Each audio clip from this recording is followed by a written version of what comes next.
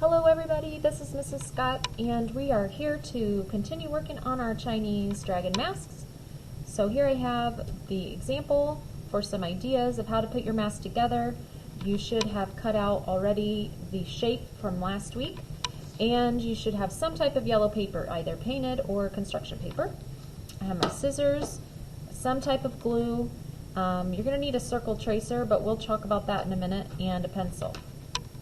So let's talk about what we're going to add. We're going to add some shapes for eyes, eyebrows, nostrils and nose, and a mouth. So also these little whiskers that hang down. We know that the dragon in China is made of many different animals. The horns represent a deer. The little whiskers hanging down come from the carp fish.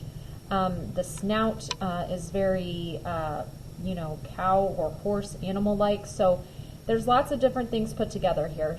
Let's keep that in mind as we make our shapes.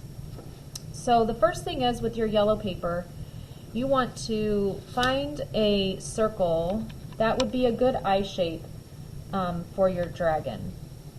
Now I don't know how big this turned out for you, but this little cup is a good shape, a good size for me to start with. I start with the circle shape, and then we're going to adjust it before we add it on. So I am tracing these two close together so that I have room at the bottom of my paper for other things that we're going to do. And then we're going to go ahead and cut those out. Now if you want to just trace one shape and fold your paper in half, then you can easily make a copy. That's a trick with paper, without having to trace the second shape. So either way, you can trace it twice, or you could fold your paper so that you can cut two at the same time, which is pretty handy. All right, so then we have a shape that can start out for our eyes. So what we're going to do next is cut this in half. Okay, just cut it in half, and keep all your papers. Don't wad them up because we're gonna reuse those. Okay, and then for this shape, this is going to be the base for our eye, and we're going to kind of lay it out here.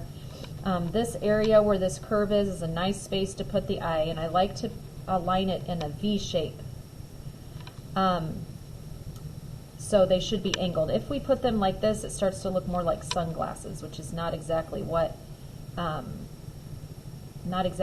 want. So we're going to angle them this way in a diagonal.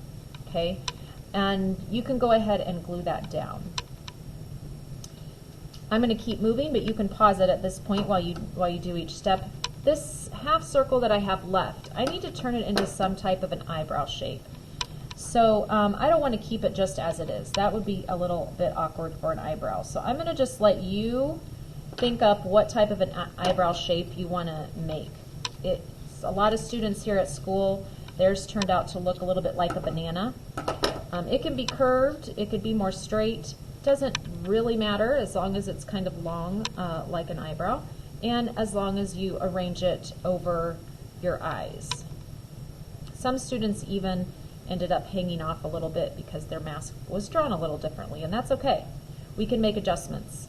Okay, and then you're going to glue those down as well.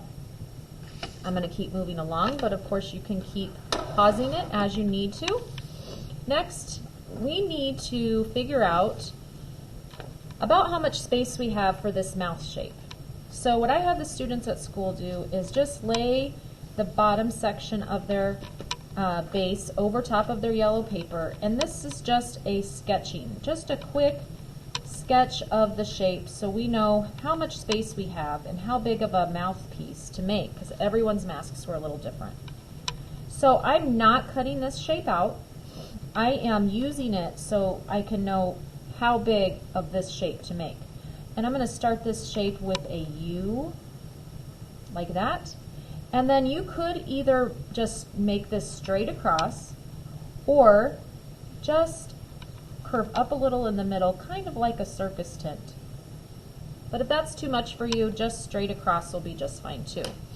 And then we're going to cut that out, and we're going to add that to the mouth area. This needs to go down low on your mask when you lay it down so that it there's room for your nostrils and the nose, because it does have rather big nostrils. If you think about dragons and breathing and smoke coming out, they need to have a pretty big snout area in the middle. So when I arrange everything here, and you might be gluing away or waiting till you have them all, either way is really okay.